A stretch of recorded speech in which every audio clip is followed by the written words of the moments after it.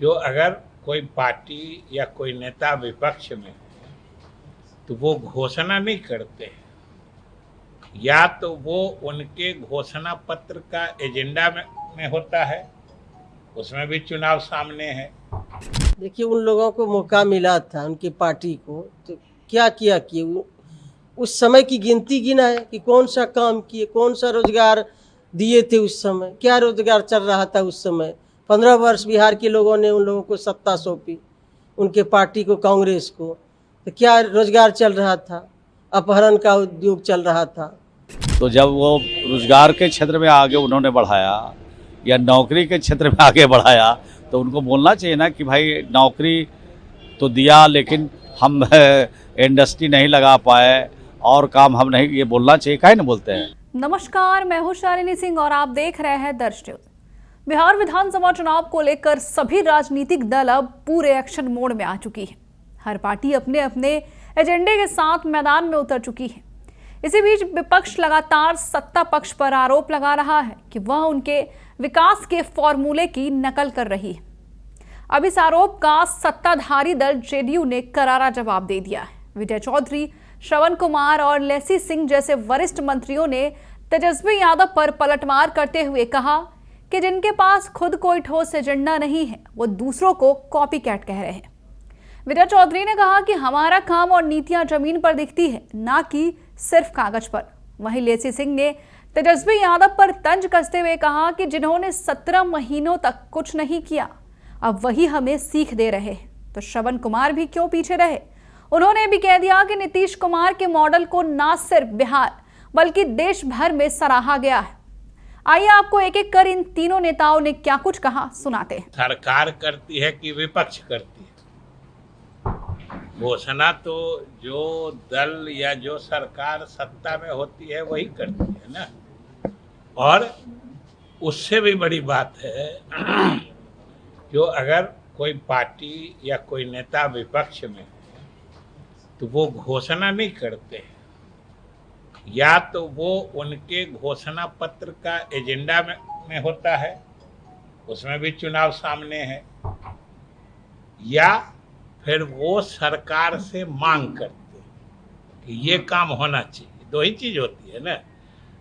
विपक्ष के लोग तो दो ही चीज कर सकते हैं, या तो सरकार से मांग करेंगे कि ये काम होना चाहिए, या वो ये कहेंगे कि हम सरकार में आएंगे तो हम ऐसा कर देंगे। लेकिन अभी तो उनके सरकार में आने की बात बहुत दूर है, नजदीक तक भी पहुंचते नजर नहीं आ रहे हैं।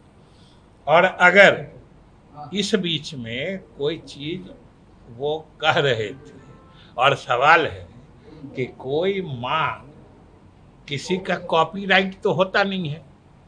अरे कोई मांग, जैसे बेरोजगार को नौकरी मिले, बेरोजगारों को हम रोजगार देंगे, ये किसी नेता किसी पार्टी का कॉपीराइट मांग हो सकता है?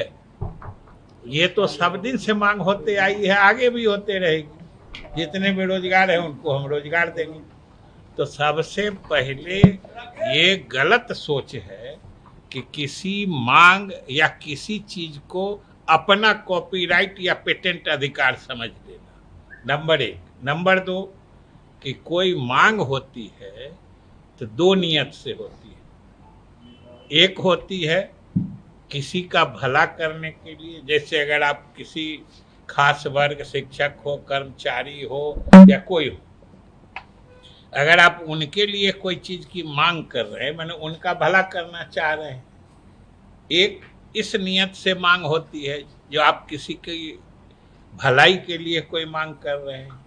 एक मांग होती है सिर्फ राजनीति करने के लिए। और ये दोनों तरह की जो नियतें होती हैं, ये दोनों तरह की जो मंशा होती है, उसको भी पहचानने का तरीका होता है और समय पर पहचाना जाता है। और स्पष्ट है कि अगर किसी की भलाई के लिए कोई मांग की जाती है और सरकार उस मांग को पूरा कर देती है, तो वह नेता या वह संगठन सरकार के प्रति आभार प्रकट करती है कि नहीं साहब हमने कहा सरकार ने कर दिया, हम बहुत आभारी हैं, हम सरकार को मदद करते हैं, सरकार की प्रशंसा करते हैं। पूर्णिया से एक बड़ा तोहफा, पूर्णिया नहीं बल्कि बिहार से एक बड़ा तोहफा मिल रहा है, पूर्णिया से आती है। देखिए, ये तो डबल इंजन सरकार की झलक है। और इस इलाके में एयरपोर्ट का उद्घाटन और पूरे देश से पूर्णिया और उस इलाका का जो 8-10 जिला है वो जुड़ जाएगा, बड़ा सौगात है। उसके साथ साथ भी वंदे भारत एक्सप्रेस है और भी कई योजनाएं उस दिन माननीय प्रधानमंत्री जी सौगात देंगे। तो उस इलाके के लिए, बिहार के लिए ये बहुत ही खुशखबरी है कि स्वास्थ्य, शिक्षा, पर्यटन के क्षेत्र में वो इलाका और भी आगे बढ़ेगा, उद्योग के क्षेत्र में। तो हम लोग बेसब्री से इंतज़ार कर रहे हैं और पूरी तैयारी में लगे हुए हैं कि माननीय प्रधानमंत्री जी का, माननीय मुख्यमंत्री जी का भव्य स्वागत वहाँ हम लोग करने जा रहे हैं।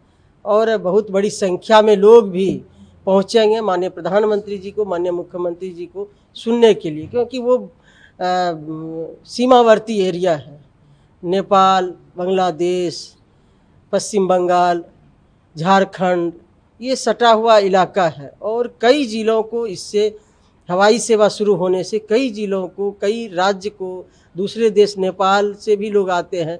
तो कई इलाके के लोगों को, उस इलाके के लोगों को पूर्णिया प्रमंडल, कोसी अंचल, भागलपुर, खगड़िया, झारखंड, ये सभी जगह के लोगों को फ़ायदा होगा। अच्छा मैम, आपको लगता है कि जो सीमांचल और कोसी इलाके को पिछड़ा बताया जाता था, इसके बाद परिस्थितियाँ बदलेगी? नहीं, देखिए, कई सौगातें देश के केंद्र सरकार और माननीय प्रधानमंत्री जी के द्वारा दी गई है। पूर्णिया, पटना से पूर्णिया एक्सप्रेसवे की स्वीकृति मिली है, हवाई सेवा चालू हो जाएगी, वंदे भारत एक्सप्रेस का परिचालन होगा।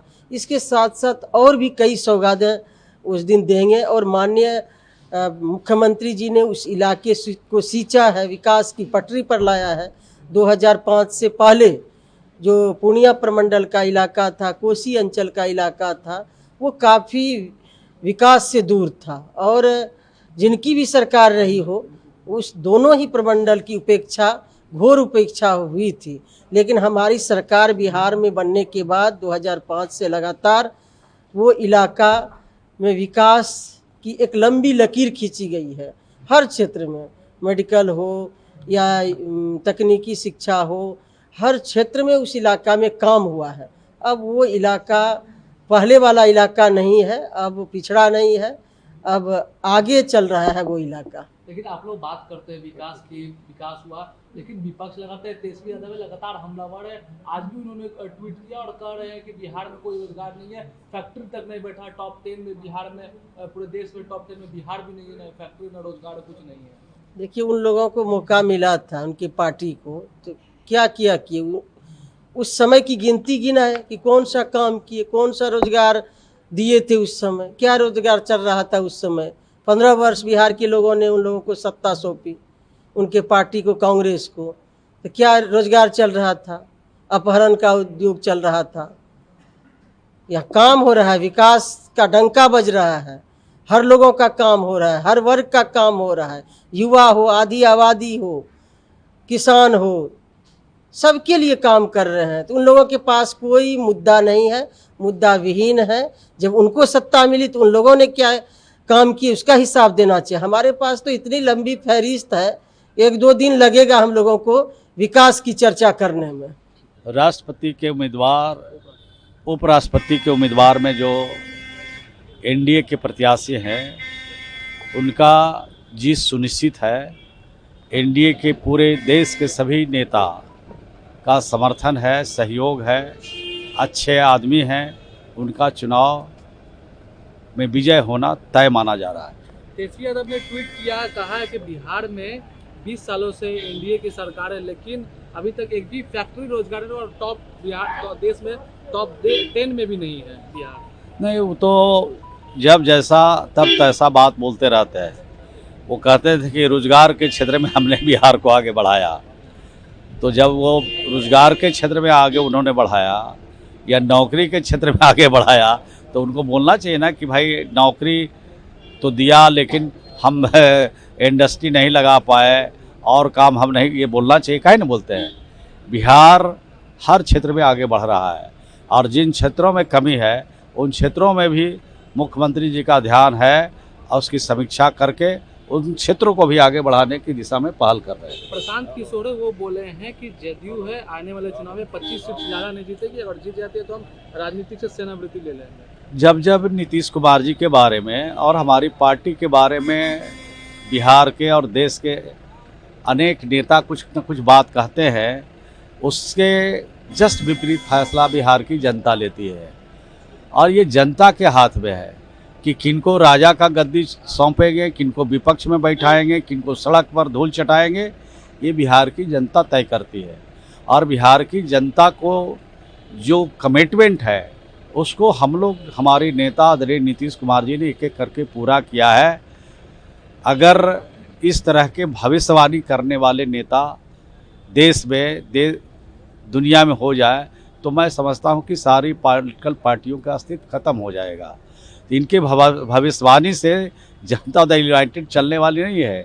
जनता के इच्छा से, जनता के समर्थन से, जनता के प्यार से ये चलेगा। लोकसभा के पहले क्या कहा गया कि ये खत्म हो जाएगा, वजूद खत्म हो जाएगा जेडीयू का। आज जेडीयू कहाँ है? आज 12 सीट हम लोग जीत करके बिहार में बता दिया कि जेडीयू का वजूद खत्म नहीं होगा। नीतीश कुमार जी ने जो काम किया है हर जाति के लिए, हर धर्म के लिए, हर मजहब के लिए, हर लोगों के लिए, बच्चों के लिए, नौजवानों के लिए, किसानों के लिए, मजदूरों के लिए, अल्पसंख्यक समाज के लिए, सबके लिए काम किया है, सबको साथ ले चलने की कोशिश किया है। तो निश्चित रूप से नीतीश कुमार जी का समर्थन, उनका सहयोग, उनसे प्यार बिहार की जनता का। एक अंतिम सवाल है, आज लालू यादव अपने परिवार के साथ गया जी गए हुए हैं और अपने पितरों के लिए पिंडदान करने गए। वो तो पारिवारिक मामला है, कोई परिवार को लेके कहीं कुछ जाते हैं, पूजा करते हैं, याचना करता है, वो निजी बात है, पारिवारिक बात है, उस पर हम लोग क्या कह सकते हैं। सत्ता पक्ष का कहना है कि जनता सब देख रही है और असली और नकली के बीच का फर्क करना बेहद अच्छे से जानती है। आपकी क्या राय है हमें जरूर बताएं। बने रहे हमारे साथ और देखते रहे दर्श न्यूज। बिहार की हर खबर सबसे पहले हमारे साथ।